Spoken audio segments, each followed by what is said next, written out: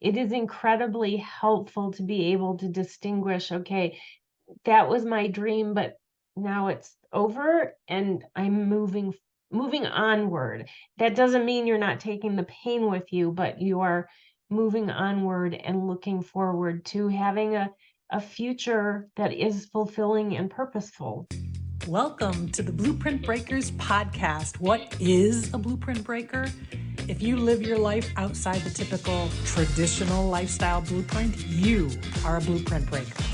We are here to start a conversation, to assemble resources, and to build a community. This podcast is for empowered women in midlife and beyond who are preparing for a powerful next era of life. My name is Amy A. Palmer. I am your host and facilitator for our conversations. Sit back, relax, enjoy the show. To stay connected, up to date, and to receive all of our free resources and gifts along the way, join us at community.blueprintbreakers.com.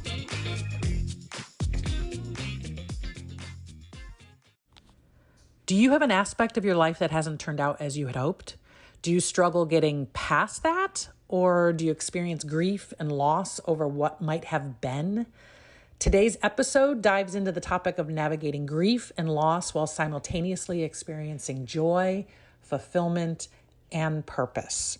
What does it take to reframe your situation and pave the way for an amazing future? This is exactly what you're going to find out in my conversation today with my friend, colleague, Dr. Gail Miller. Let me brag on Gail for just a moment.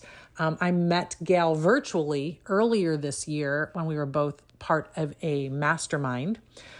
Gail Miller is a life coach, a maternal-fetal medicine physician, and a TEDx speaker dedicated to empowering women. Following her own realization that motherhood wasn't in her story, Gail embarked on a personal journey of healing and self-discovery, ultimately reimagining her future. She founded Path Onward Life Coaching, and now she passionately shares her wisdom to support other women on a similar path. Her mission includes helping women rediscover their identities and navigate the challenges tied to their unfulfilled motherhood dreams. As you listen to our conversation today, I think you're going to find that what Gail has to share applies to so many different areas of our life as midlife women and beyond. When we find out that there are certain dreams that we once had that are no longer able to come to fruition. How do you still have a very full, very happy, very fulfilled life? That's what we're going to be talking about today. Hello, Gail. Welcome. It's so good Hi. to see you today. Oh, thank you. It's so good to be here. I was excited when I got the email from you. Do you want to be on? And I was like, yes, Yes, of course I do. exactly. I know. I mean, it was great getting to know you earlier in the year when we were part of a mastermind together. Got to know a little bit, a tiny little bit about your story, which definitely made me want to know more. And then when your TEDx talk came out, I was like, she has got a story to share and like a mission and a message and everything that needs to be shared. So I'm so thrilled that you're here today and that we can kind of dive into it. Great. Thank you. Yeah. And I'm glad I get the chance to share the message. So thank you. So in your TEDx talk, the power of and, which is what you spoke on in that talk, and it was just such a really powerful way to frame not just your experience, but so many of us, our experiences, we have things in common, things that are different, et cetera, but there's like a commonality there. Can you share a little bit about the meaning behind power of and? Yeah. So it started because of this like a dichotomy of we're as I said in the TEDx talk, we're inundated with these messages, just be positive. So we feel like if we're not positive, if we have a negative thought or a negative emotion, there's something wrong with us because that's the messages we're given, that it's bad to be negative. And then on the other hand, when you're going through a loss, whatever the loss is, whether it's the loss of the dream of motherhood, whether it's you lose a job, whatever that loss is, in the midst of it, it can feel like I'm never climbing out of this box. Again, I'm like down here and I can't get out of this. And I can either feel like crap or I can be happy. And if I am happy, especially for those of us who are childless, not by choice, am I betraying that dream or of Mm, motherhood, or am I betraying the the child that we've dreamed of? Because we've all dreamed, we all have a picture of what that child or children would be. And so it was really important for me to get that message out that life isn't either or. It's mhm. not, and there's nothing wrong with what we consider negative emotions. They are human emotions.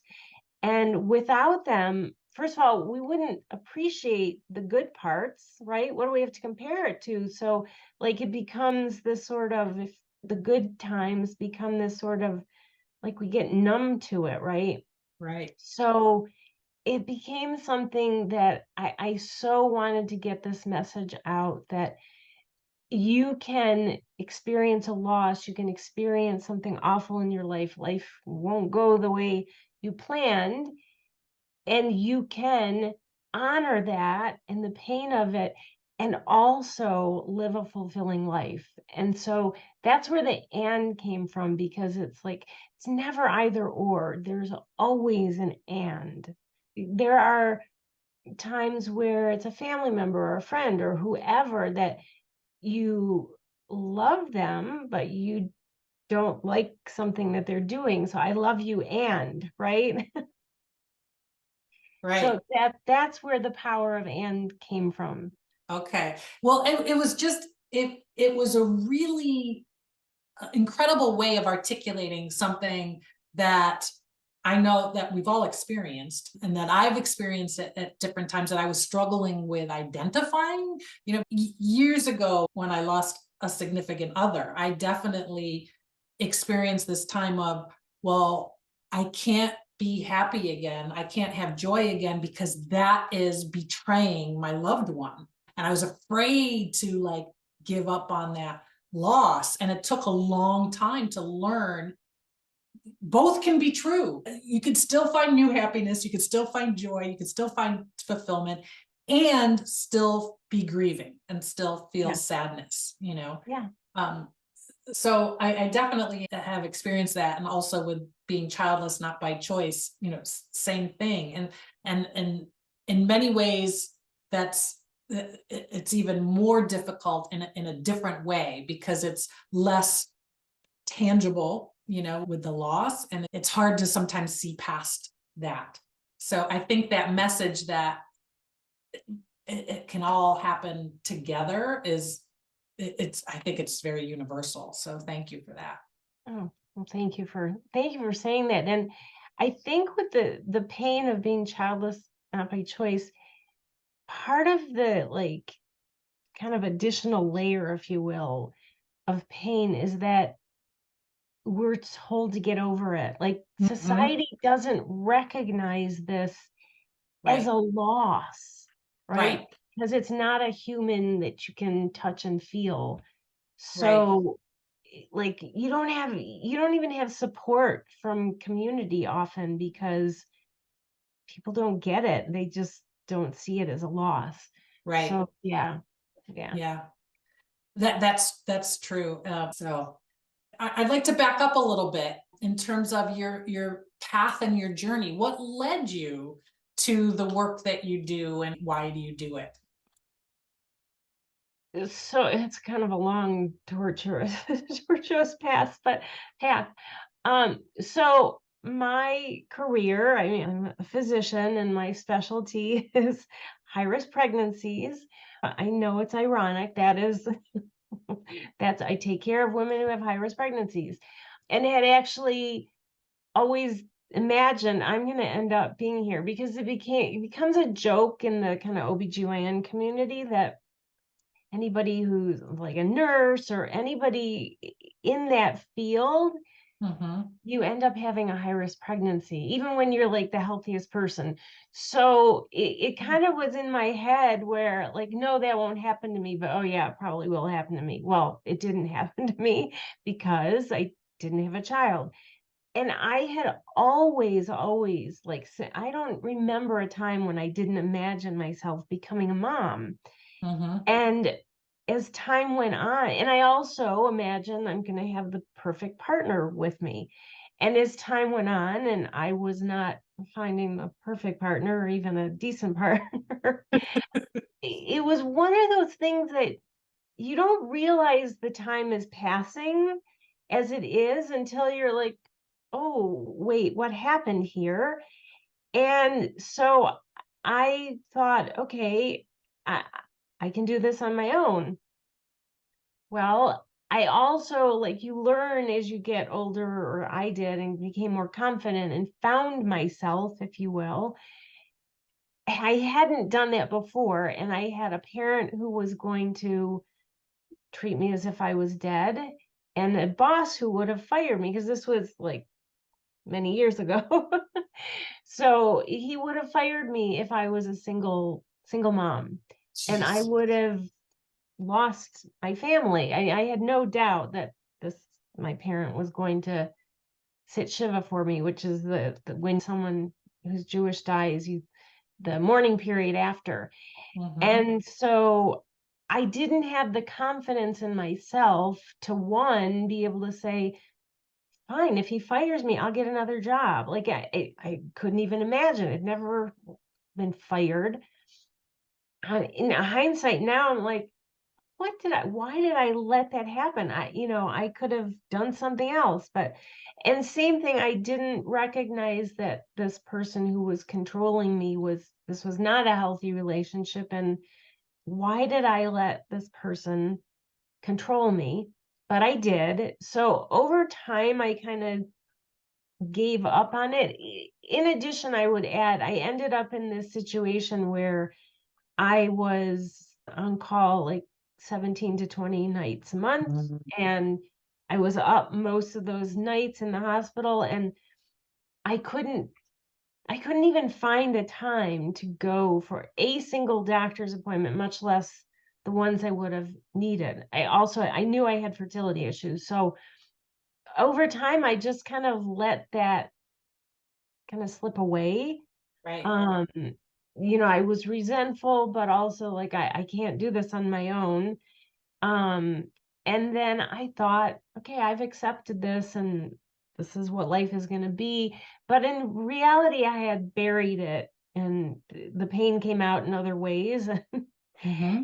And then I did find the perfect partner and we got married, but I was 49. Mm-hmm.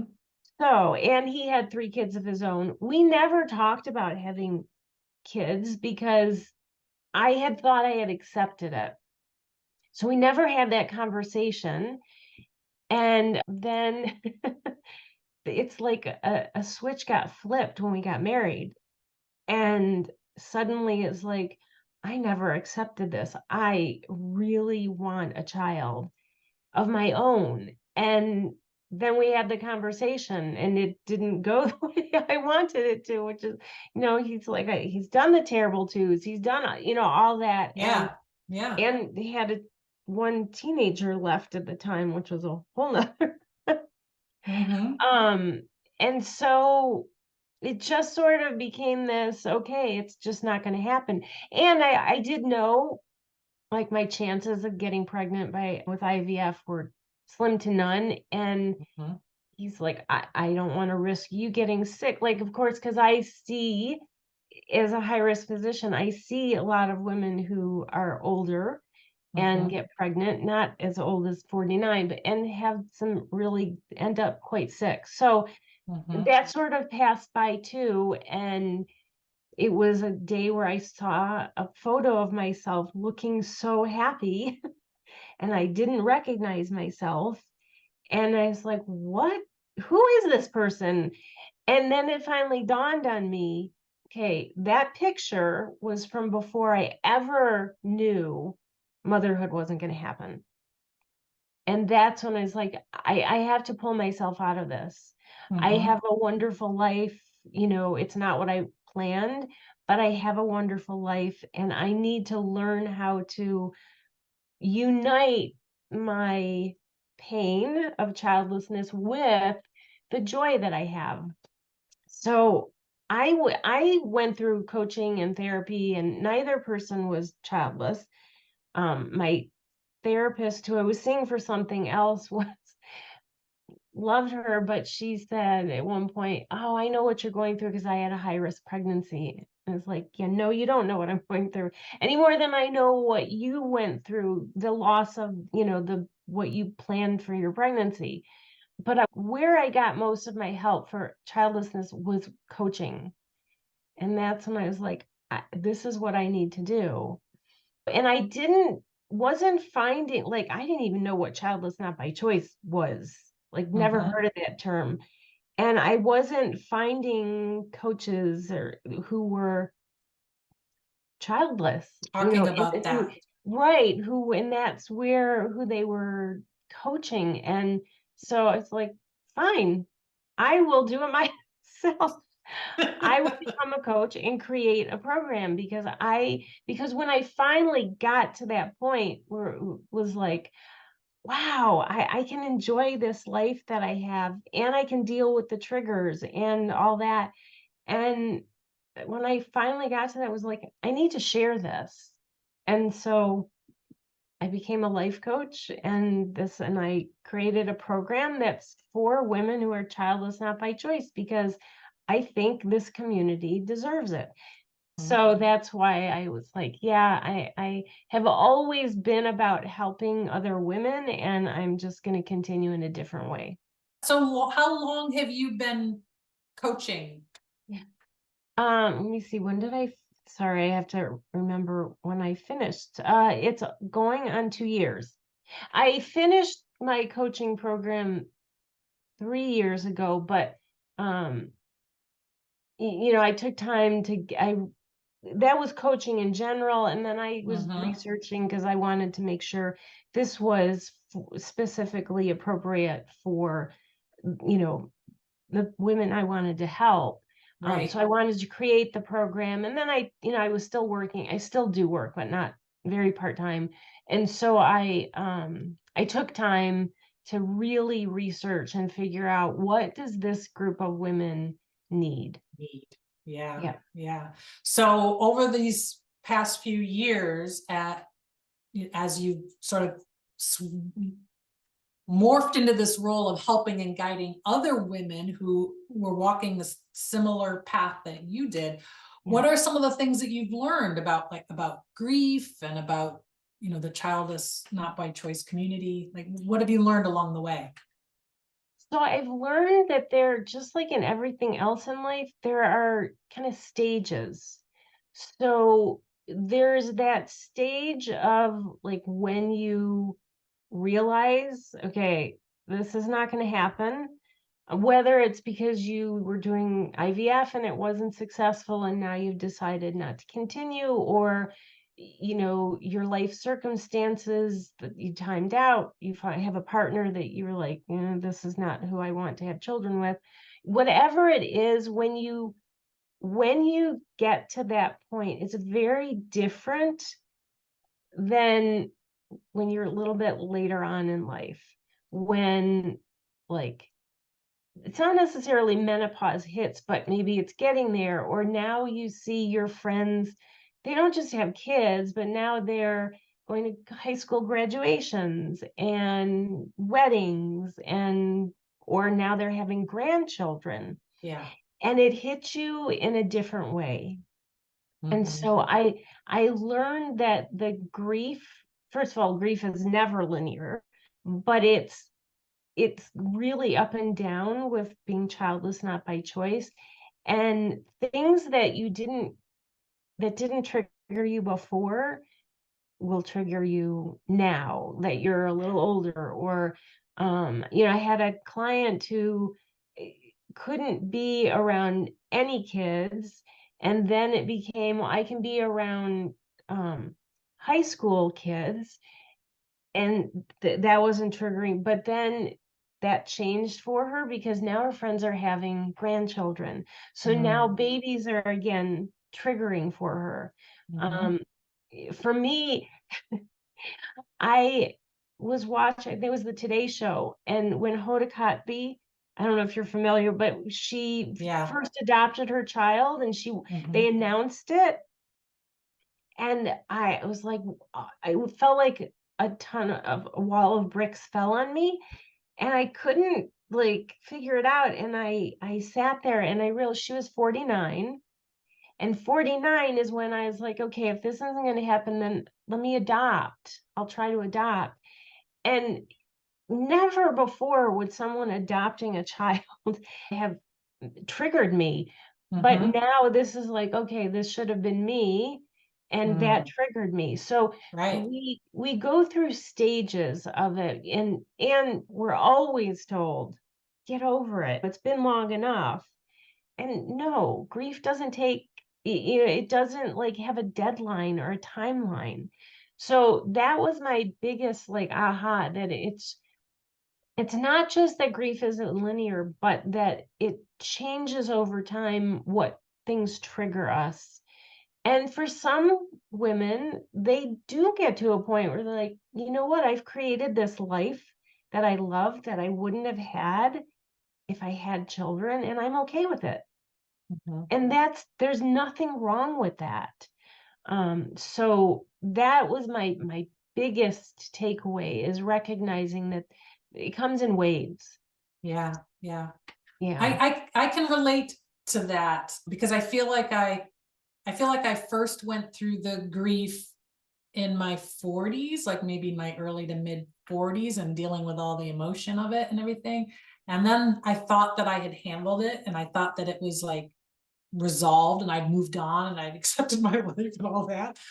And then I got a second wave when menopause hit. Like when that door closed, I realized, oh crap, I did not fully address this, because now I'm deeply grieving again over something that people thought I should have been over decades before, you know. Yeah. You know, so Yeah. that's tough. And now in more recent years, and for me that's where the power of and comes in, because i I feel better than I've ever felt in that I can remember in my life, like full of joy and fulfillment and peace, and I have all these amazing things happening in my life. And I have moments of grief and sadness over what I don't have, and what, you know, what I didn't experience, and the things that didn't turn out the way I had hoped. So Yeah. it still it doesn't go away completely, but it comes back differently. You know, I Yeah. like what you were mentioning with some of the women. I mean, I'm now at the point again, and it comes and goes, where I can enjoy babies and enjoy kids, and really, you know, enjoy the joy of that without being so triggered. And I'm in that space right now. I don't know if that'll change again, who knows, but you know, Yeah. so it's like, Yeah. There's no way of knowing. right, Yeah. exactly, Yeah. There's exactly. just no way of predicting. So, Mhm. yeah. I think the other thing that surprised me is the terminology Mm, that never would I have expected. I mean, I should have, because what society is like, but never would I have expected that the term childless not by choice, which like a few years ago I didn't even know existed, mhm, could be controversial. Like mm, that there's this, well, I don't want to be called childless because, and I get it, the less part makes you feel less. And on the mhm, other hand, the child free is like saying, yeah, I wanted this. So that was that there's controversy, that there is, because I have several friends who chose to be child free, childless, whatever you want to call it, without children. mhm, And there was never a like it was never antagonistic. There was never the us versus them. And then I got into this community and on social media, and there's this us versus them mentality often that my clients have experienced, and that adds another layer of pain Does. when you can't communicate with other women because there's this antagonism between the two groups. So I shouldn't have been knowing what people are like, but I was surprised to, learn my experience it myself, Mm-hmm. and then, have that be something that is often central to the conversations with my clients, that they're experiencing it to such a degree. So Yeah. that that was a learning moment. Yeah. That, Moments. yeah, that was surprising to me as well. Because like you, until pretty recently, basically until I launched this podcast about a year ago, and started looking into some of that I was not familiar with the terms or the differences. But Yeah, then to find that within both of those labels, whether it's child free or childless, within those, there's so many nuances of what those women's experience are. And I was sad to learn that there's a lot of divide between the nuances. And I really wish that we could work through that piece, because we're already a minority, and yeah, and there's a lot of similar things that we face. It would be great if we could connect over the commonalities. Like even within the childless not by choice community, I find there's a judgment based on how are you childless not by choice, like what got you to that, whether was it infertility, was it not finding a partner, and there's a lot of, well, if it's just not find a partner, then you still could have, that whole, yeah, yeah, and so there's, and and that's one of the things that I try to work on with in this podcast too, is because I think we as women feel like we all want to be seen and heard and understood and represented. But the more that we can just empathize with each other who are all on different paths, the more that we can ultimately help each other. You know what I mean? yeah, yeah, exactly. Yeah. And so that was the other part of the terminology, is that whether it's someone who's within our community or who's the larger without child community Uh-huh. or outside, there's a lot of criticism of using that terminology as childless not by choice. Like, I have been criticized for, well, you could have, become a mama. Yes, I could have. So you did have a choice. Yes, I did, but my choices were very unattractive. Mm-hmm. Like, neither one was a good choice, and I did what seemed like the best thing for me at the time. Yeah. Or, I've been told, well, you could have tried to do IVF once you got married. Well, yes, I could have, but there was also a lot of risk, and, so yes, I had a choice, and I chose not to go down that road because it was not the road that was right for us. And so, yeah, there's so much Yeah. criticism of, well, but it's not by choice. You chose Right. not to, That's right. or, you chose not to marry someone, who was abusive when you were younger, so you'd have a Right. partner. Right, right. Mm-hmm. So there's there's so much of that in society, but Mm-hmm. it's so much piled onto women in Yeah. general.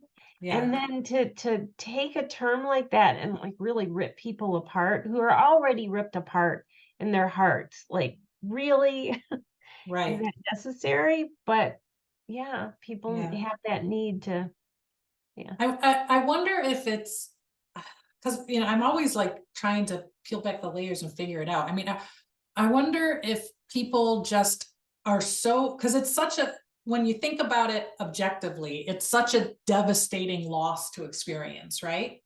And Yeah. is it their way to try to minimize that grief or erase that loss, or try to make it go away? Like in some ways that's easier than facing the fact of it is a fact and there's nothing you did to deserve this pain. You know what I mean? Yeah. Yeah. Yeah. I think it's a combination of discomfort on other people's part, they just want to pretend it's not there. But Mm-hmm. it's also this really kind of rampant, as far as what I see, this general, if I don't am not going through it, I can't empathize. Like, Mm, yeah, I have to experience it myself. Like, there right. seems to be so much more inability to appreciate that's what someone else is going through without being in their shoes. That's a whole other conversation, isn't it? We Yeah. could go, we Yeah. could go for hours on that one. But I think Yes. I think that's I think that's absolutely right. And I have found myself saying that I'm childless not by intentional choice. Oh, I like that. Because I never made an intentional choice to not be a mother, and Yeah. yes, it is true that I made decisions along the way that ultimately led me to where I am, but I still consider that circumstance, right? It was not an intentional choice. Right. We're Right. getting into semantics. Yeah, exactly. Exactly. And even if you say someone is going to criticize you for Yeah, it, I know. because the other thing that like is so common. Like if you do A, someone's going to say you should have done B. If you did B, someone else is going to say you should have done A. Mm-hmm. There's always criticism, and I try to remember that a lot of times people are doing that because of their own discomfort with themselves. Like, Right. in order to feel better, they sadly need to put others down. Mm-hmm. Yeah. So let's look ahead here, and think about where do we take it from here. If you were to think about 3 actions that you can take to try to find if you're struggling with that part, what ideas do you have on that? Yeah. The first is acceptance, like true acceptance. Learn what acceptance is, because, and I went through this myself. I thought, well, if I accept this, then I'm saying it's okay, or I'm saying I no longer want a child. And acceptance is none of that. It is simply saying, this is my reality. And I say the word simply, but there's nothing simple about it. It takes work to be able to get to that point where you can say, I'm childless. I don't want to be, but that's my reality. So the first step is to face that acceptance. The second is, and this is not talked about very often, but I truly believe, regardless of what stage you are in all this, if that you need to have a goodbye to the dream that you had dreamed of, whether it's, goodbye to your fertility drugs and stuff, or whatever the future you dreamed of. You have to have some kind of goodbye ceremony. Now, I Mm, don't mean like you have to light a candle and walk, but some kind of way of being able to say, okay, that's no longer going to happen, and here's my new future, and say goodbye. And for some people, it is lighting a candle and, saying a prayer. For some, it's, taking your fertility medic. I've had someone take their meds and, smash them, or take their paperwork from every visit that they had, and they lit a bonfire safely, but they lit a bonfire. Whatever the goodbye is that's meaningful to you, that is a step I would take, regardless of where you are in the stage of all this. It is incredibly helpful to be able to distinguish, okay, that was my dream, but now it's over and I'm moving onward. That doesn't mean you're not taking the pain with you, but you are moving onward and looking forward to having a future that is fulfilling and purposeful. And that is the third step, which is to really sit down and think through what is it that gives you joy, right? Um, I mean, I always knew I'd have a dog. That once I finally was at a point in my life where I could adopt a dog, I never realized, okay, I'm gonna have, 4 or 5 dogs at some point. And then it became this thing where my purpose is adopting the dogs that most people wouldn't want. It's finding what brings you Mm, joy in life and creating a purpose for yourself. Because just because you're a mom or not a mom, sorry, does not mean you can't have purpose and doesn't mean you are in any way less than or less of a woman. It just means you don't have a child. And regardless of what society is saying that, women, that's what women are here for. No. So that would be the third thing, is really sit down and examine what brings you joy in life, mm, and turn that into a purpose. yeah. Yeah. What I love about that, Gail, is, yeah, I think that that can help many women who are experiencing that particular loss and struggle. But you could apply that to any loss, like in any way that your life just hasn't turned out the way you had hoped. I mean, you could flip it on its head. I mean, there could be women that became mothers and had to give up some part of their life, whether it was their career or whatever it was, Yeah. or traveling the world all the time or whatever they had to give up to Yeah. become a mother. Those three steps still would apply, I would say, in that case, Yeah. to really find that purpose again and to find that fulfillment again. Exactly. And because I'm actually past that that age where a lot of my friends, their kids are moving out or have moved out Mm-hmm. or in a Yep. college, and now they're left with, because that Yeah. became their identity, Yes. and they're Yes. left with, what do I What do? now? Yeah. Mm-hmm. And so you're right, it applies in so many situations. Yeah. Yeah. Thank you. Now, my last question, it's not really on the same topic, but we referenced it earlier, and I'd love to hear a little bit of just the fact that you decided to do a TEDx talk and that you did it. I would love to hear about that journey and the impact that it's had for you. So I have had like many people, I have had a lifelong fear of public speaking, but not just public speaking, like just being up on a stage, even if I didn't have to speak. I've been terrified of that, to the point where I can feel my heart like pounding. And I someone came to give a talk from a coaching group, TEDx coaching, to a coaching group I was in, and I was like, I have a message, Do. and I have a fear, and I am going to get past that fear, and I'm going to do this because this is part of why I was put on this earth. And so it was a lot of work, worth every bit of it. It was exhausting, but it was exhilarating. And so just the work on it gave me this other sense of purpose, because it was like, I can get this message out about my community and others, so that maybe other people will recognize too, oh, my loss feels unseen, their loss is Mm-hmm. unseen as well. Mm-hmm.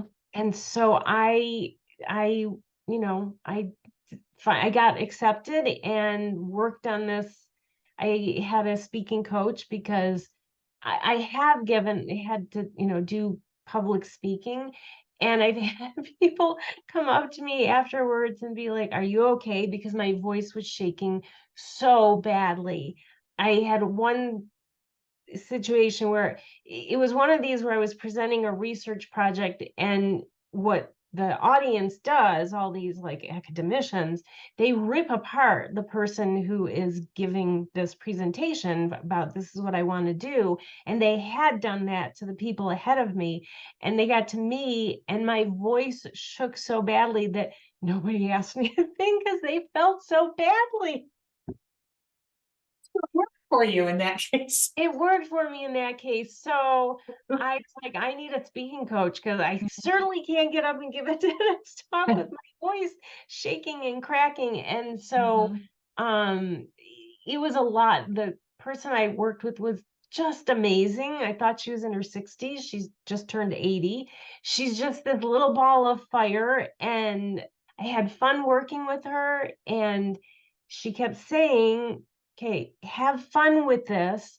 And in the middle of it, I was like, oh my God, I am enjoying this. Like, I'm enjoying this. And yeah, it was terrifying and incredibly exhilarating all at the same time. That's So fantastic. yeah, and I mean, I finished it and I was like, I mean, I was still, I unfortunately couldn't hear many of the other speakers after me, even though I was sitting there because I was, like on Mhm. this high. Mhm. But when it came down, I was like, I want to do another one. I want to do public speaking, which again, like no one who knows me would ever think she wants to do public speaking. And I'm like, Wow. yeah, I really do. I really want people to understand the childless not by choice community. I So love that. I yeah, love it that. was Kudos to you. I mean, thank you. to overcome that fear and to take that risk and put yourself out there and to put in the work. And now it's like it's opening up a whole new door for Yeah. you in terms of how to get this important message out. That's fabulous. Yeah. Yeah, thank you. It was, yeah, even just thinking about it now, it's like, yeah, I was really having fun up there. Yeah, yeah. Well, I'll make sure to put the link to the TEDx talk in the show notes Oh, for thank this you. episode because I mean, I thought it was wonderful. I love the topic. I think it's an important message. And so I would love as many people as possible to check out your TEDx talk, The Power of And Yeah. is what it's Yeah. called. Anything else that you wanted to share before we go today? Yes, first of all, I love your podcast and what your mission is. So I really want women to realize that you are more than what you chose to do. You are more than whether you have a child, you're more than what your marital or relationship status is. You are a person with worth in and of itself. And so, and life changes, recreate yourself. If you don't want to do something now because you're 55, and by the time I'm done with that program I'm going to be 57.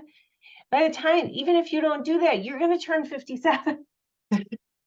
So you are not stuck in life, that you Right. can reinvent yourself over and over again, and you are worthy. So Amen to that. Amen to all of that. Thank you so much, Gail. I've so enjoyed talking with you today, and thank you for everything that you're doing to help women. thank you. I really appreciate it. And this was just a fun conversation, so I It love this. really was. Thank you. Yeah. Thank you. Have you registered for my upcoming free workshop, Rewrite Your Blueprint, yet? It is coming up soon on October 12th for anyone who is looking to up-level and change any aspect of their life. You can register by checking out the link in the show notes or go to my Instagram page at amypalmer.today. You will find the registration link in my bio there. Thank you so much for joining me today for our episode of Blueprint Breakers podcast, The Power of And. special thank you to Gail Miller for sharing her journey and expertise on a necessary and sometimes difficult to discuss topic. And special thank you to you for listening. Thank you for your 5-star reviews on Apple Podcasts. And thank you for sharing this episode with your friends. Remember, join the Blueprint Breakers gift list. Join us at community.blueprintbreakers.com. Have a wonderful week. Keep on breaking those blueprints and rewriting your own.